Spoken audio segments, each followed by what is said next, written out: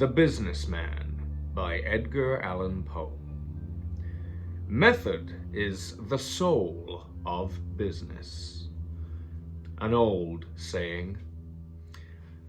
I am a businessman. I am a methodical man. Method is the thing, after all. But there are no people I more heartily despise than your eccentric fools who prate about method without understanding it, attending strictly to its letter and violating its spirit. These fellows are always doing the most out-of-the-way things in what they call an orderly manner. Now here, I conceive, is a positive paradox. True method appertains to the ordinary and the obvious alone, and cannot be applied to the outer. What definite idea can a body attach to such expressions as methodical jack-o'-dandy or a systematical will-o'-the-wisp? My notions upon this head might not have been so clear as they are, but for a fortunate accident which happened to me when I was a very little boy.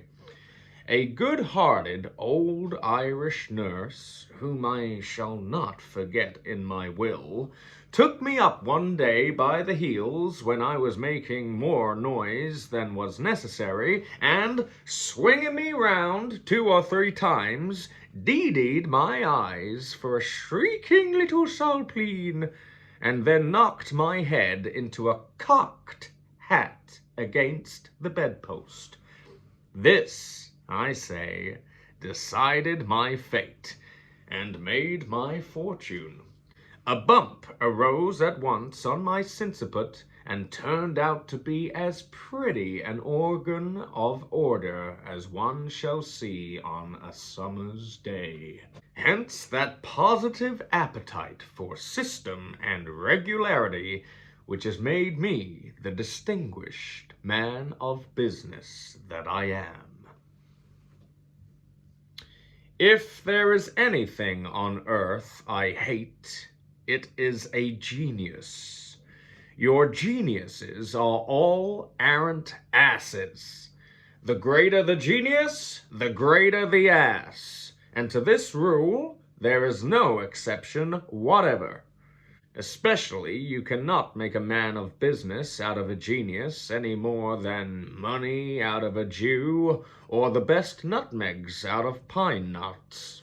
The creatures are always going off at a tangent into some fantastic employment or ridiculous speculation entirely at variance with the fitness of things, and having no business whatever to be considered as a business at all. Thus you may tell these characters immediately by the nature of their occupations. If you ever perceive a man setting up as a merchant or a manufacturer, or going into the cotton or tobacco trade, or any of those eccentric pursuits, or getting to be a dry goods dealer, or soap boiler, or something of that kind, or pretending to be a lawyer, or a blacksmith, or a physician, anything out of the usual way, you may set him down at once as a genius, and then, according to the rule of 3, he's an ass. Now, I am not in any respect a genius, but a regular businessman. My daybook and ledger will evince this in a minute. They are well kept, and though I say it myself, in my general habits of accuracy and punctuality, I am not to be beat by a clock. Moreover, my occupations have been always made to chime in with the ordinary habitudes of my fellow men. Not that I feel the least indebted upon this score to my exceedingly weak-minded parents, who, beyond doubt, would have made an arrant genius of me at last, if my guardian angel had not come in good time to the rescue. In biography, the truth is everything, and in autobiography it is especially so. Yet I scarcely hope to be believed when I state, however, solemnly, that my poor father put me, when I was about 15 years of age, into the counting house of what he termed a respectable hardware and commission merchant doing a capital bit of business. Ha! A capital bit of fiddlestick! However, the consequence of this folly was that in 2 or 3 days I had to be sent home to my button-headed family in a high state of fever, and with a most violent and dangerous pain in the sinciput, all around about my organ of order. It was nearly a gone case with me then, just touch and go for 6 weeks, the physicians giving me up, and all that sort of thing. But although I suffered much, I was a thankful boy in the main. I was saved from being a respectable hardware and commission merchant doing a capital bit of business, and I felt grateful to the protuberance which had been the means of my salvation, as well as to that kind-hearted female who had originally put the means within my reach.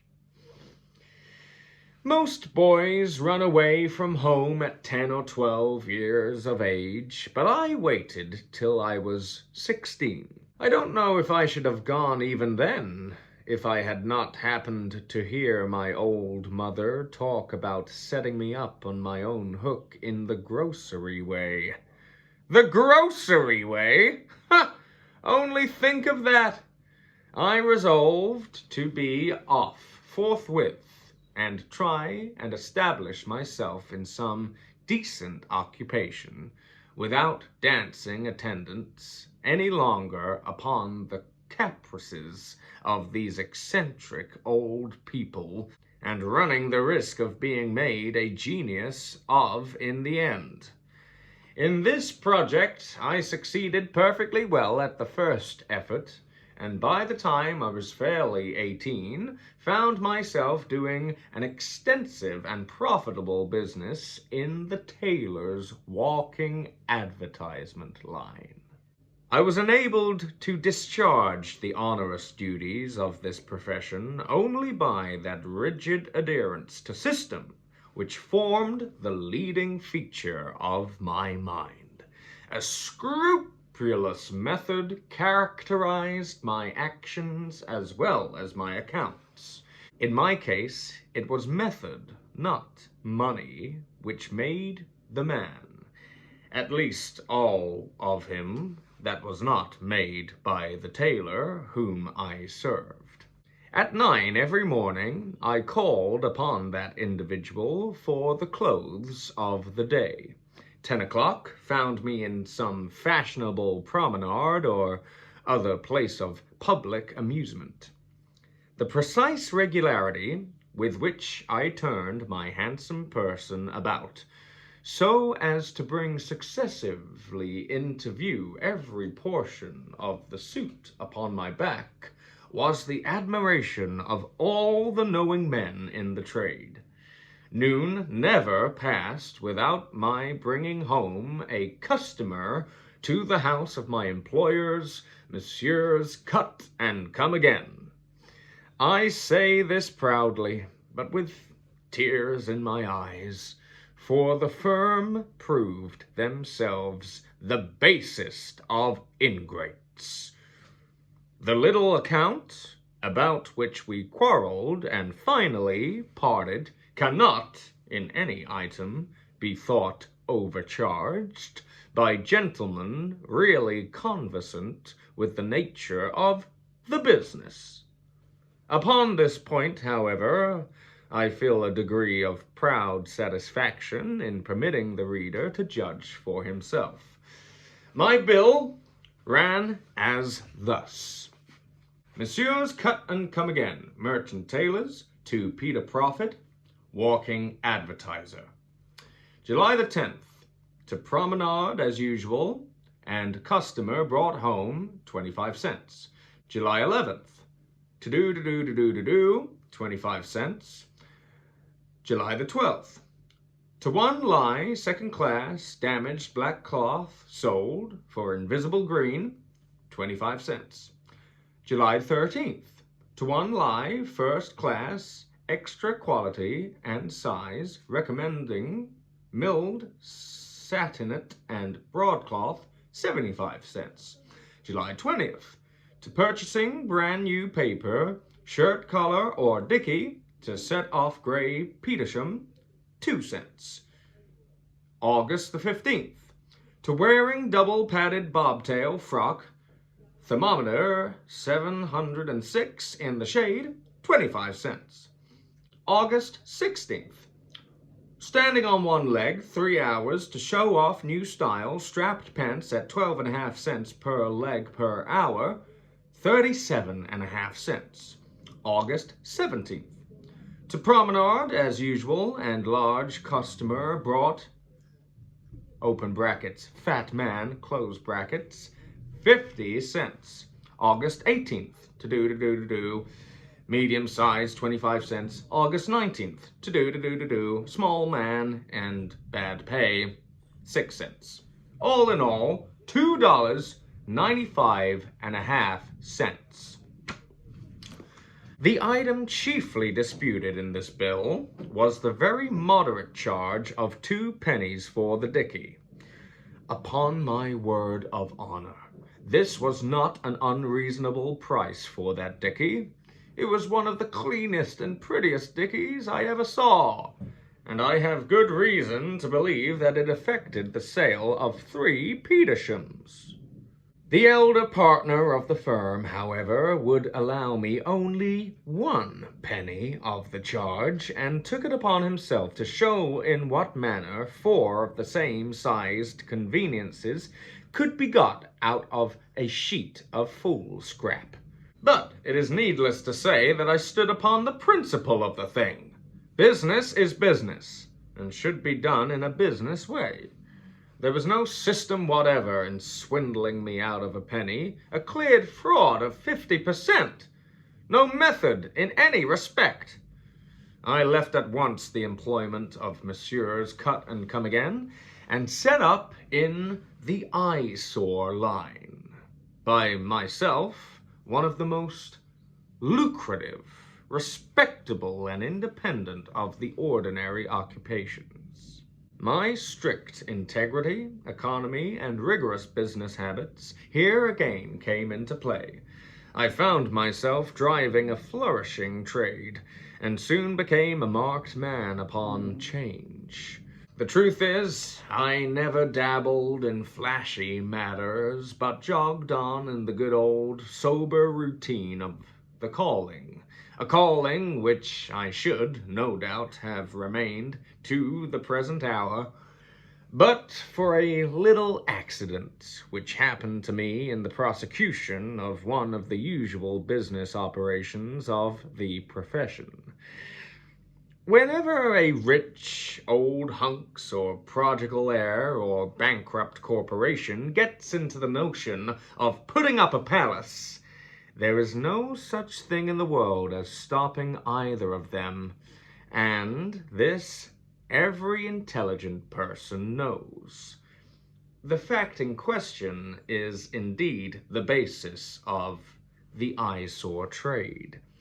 As soon, therefore, as a building project is fairly afoot by one of these parties, we merchants secure a nice corner of the lot in contemplation, or a prime little situation just adjoining or tight in front. This done, we wait until the palace is halfway up, and then we pay some tasty architect to run us up an ornamental mud hovel right against it, or a down east or Dutch pagoda, or a pigsty, or an ingenious little bit of fancy work, either esquimau, kickapoo, or hottentot. Of course, we can't afford to take these structures down after a bonus of 500% upon the prime cost of our lot and plaster. Can we? I ask the question. I ask it of businessmen. It would be irrational to suppose that we can. And yet, there was a rascally corporation which asked me to do this very thing. This very thing! I did not reply to their absurd proposition, of course, but I felt it a duty to go that same night and lamp black the whole of their palace. For this, the unreasonable villains clapped me into jail. And the gentlemen of the eyesore trade could not well avoid cutting my connection when I came out. The assault and battery business, into which I was now forced to adventure for a livelihood, was somewhat ill adapted to the delicate nature of my constitution, but I went to work in it with a good heart, and found my account here, as heretofore, in those stern habits of methodical accuracy which had been thumped into me by that delightful old nurse. I would indeed be the basest of men not to remember her well in my will. By observing, as I say, the strictest system in all my dealings, and keeping a well-regulated set of books, I was enabled to get over many serious difficulties, and, in the end, to establish myself very decently in the profession. The truth is that few individuals in any line did a snugger little business than I. I will just copy a page or so out of my daybook, and this will save me the necessity of blowing my own trumpet, a contemptible practice of which no high-minded man will be guilty. Now, the daybook is a thing that don't lie. January the 1st, New Year's Day. Met Snap in the street, groggy. Memo, he'll do. Met Gruff shortly afterward, blind drunk. Memo, he'll answer too. Entered both men in my ledger and opened a running account with each. January the 2nd. Saw Snap at the exchange and went up and trod on his toe. Doubled his fist and knocked me down. Good. Got up again. Some trifling difficulty with Bag, my attorney. I want the damages at 1,000, but he says that for so simple a knockdown we can't lay them at more than 500. Memo. Must get rid of Bag. No system at all. January the 3rd. Went to the theater to look for Gruff. Saw him sitting in a side box in the second tier between a fat lady and a lean one. Quizzed the whole party through an opera glass till I saw the fat lady blush and whisper to G. Went round then into the box and put my nose within reach of his hand. Wouldn't pull it, no go. Blew it and tried again, no go.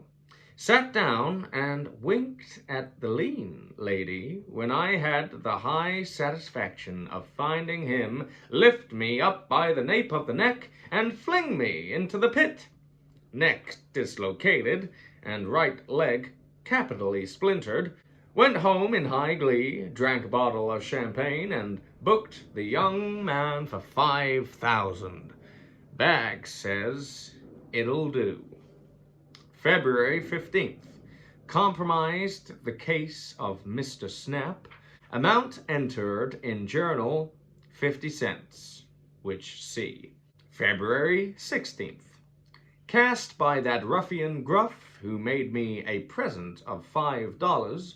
Cost of suit $4.25. Net profit, see journal, 75 cents. Now, here is a clear gain. in a very brief period, no less than $1.25. This is in the mere cases of Snap and Gruff, and I solemnly assure the reader that these extracts are taken at random from my daybook. It's an old saying, and a true one, however, that money is nothing in comparison with health.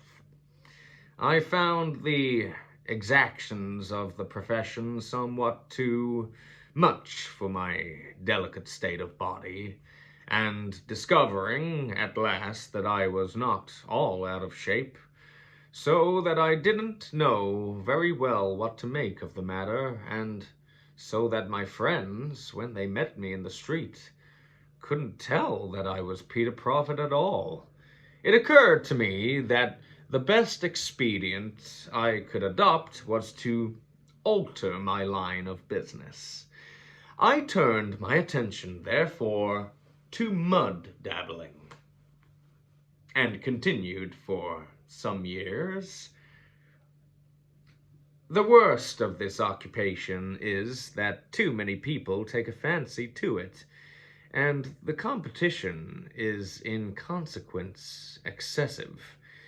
Every ignoramus of a fellow who finds that he hasn't brains in sufficient quantity to make his way as a walking advertiser, or an eyesore prig, or a salt and batter man, thinks, of course, that he'll answer very well as a dabbler of mud. But there never was entertained a more erroneous idea than that it requires no brains to mud dabble. Especially, there is nothing to be made in this way without method. I did only a retail business myself, but my old habits of system carried me swimmingly along. I selected my street crossing, in the first place, with a great deliberation, and I never put down a broom in any part of the town but that. I took care, too, to have a nice little puddle at hand, which I could get in at a minute.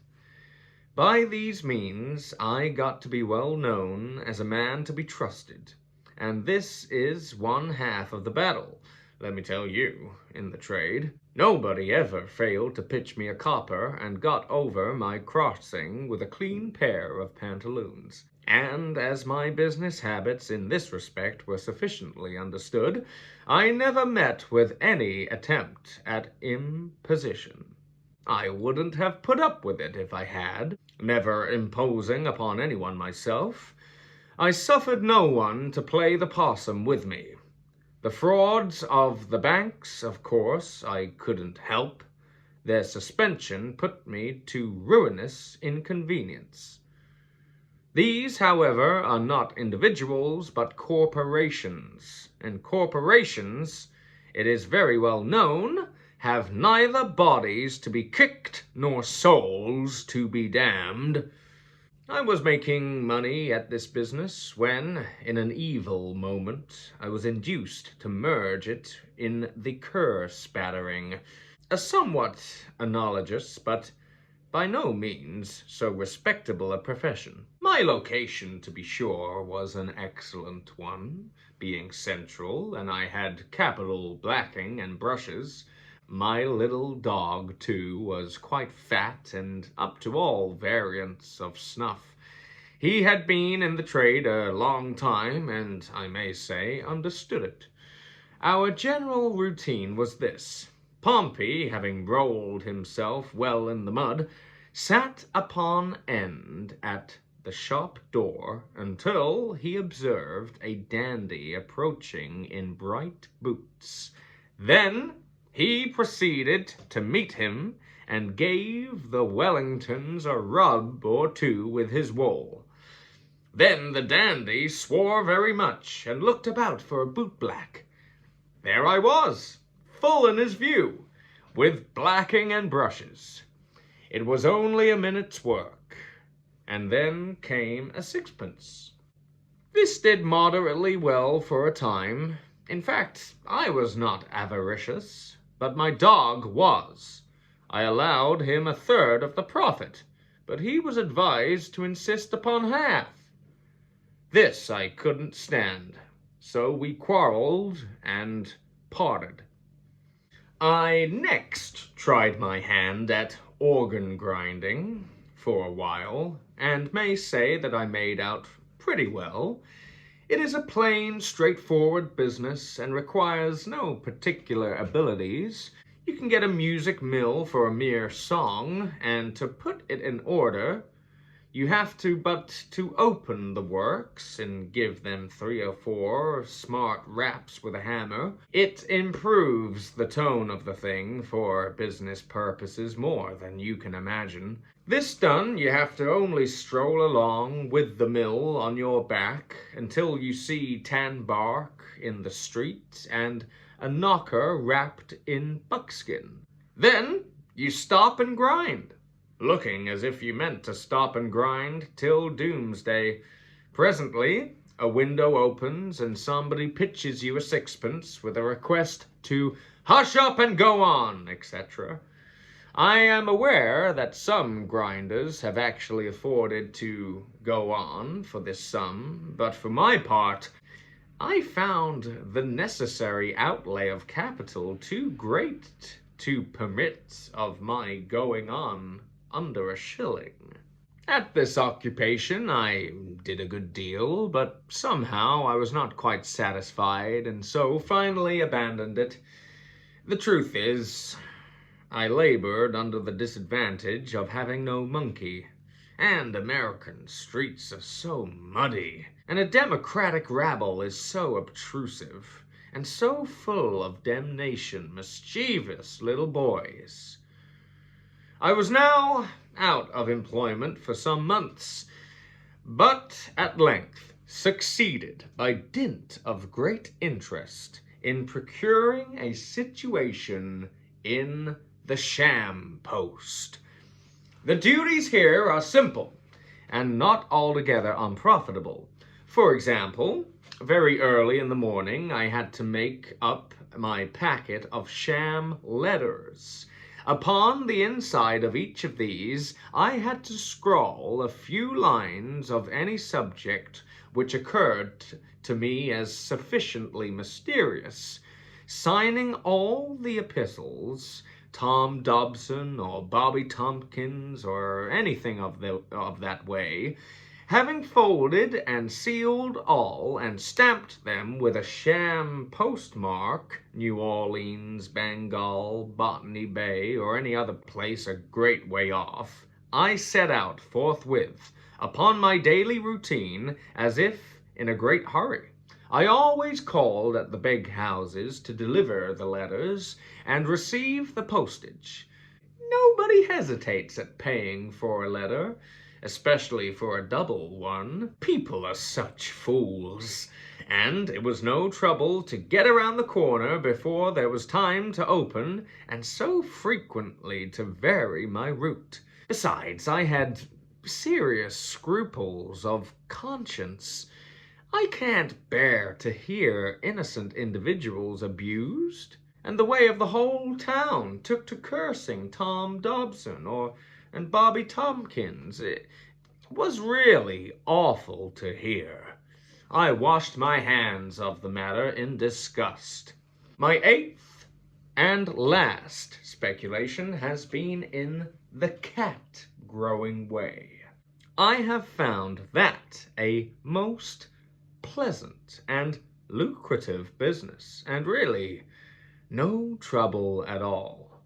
The country, it is well known, has become infested with cats, so much so of late that a petition for relief, most numerously and respectably signed, was brought before the legislature at its late memorable session. Assembly at this epoch was unusually well informed, and having passed many other wise and wholesome enactments, it crowned all with the Cat Act. In its original form, this law offered a premium for cat heads. 4 pence apiece. But the Senate succeeded in amending the main clause so as to substitute the word tails for heads. This amendment was so obviously proper that the House accurred it in nem. Con. As soon as the governor had signed the bill, I invested my whole estate in the purchase of Toms and Tabbies. At first I could only afford to feed them upon mice, which are cheap, but they fulfilled the scriptural injunction at so marvelous a rate that I at length considered it my best policy to be liberal, and so indulged them in oysters and turtle. Their tails at legislative price now bring me a good income, for I have discovered a way in which, by means of massacre oil, I can force 3 crops in a year. It delights me to find, too, that the animals soon get accustomed to the thing, and would rather have their appendages cut off than otherwise. I consider myself, therefore, a made man, and am bargaining for a county seat on the Hudson.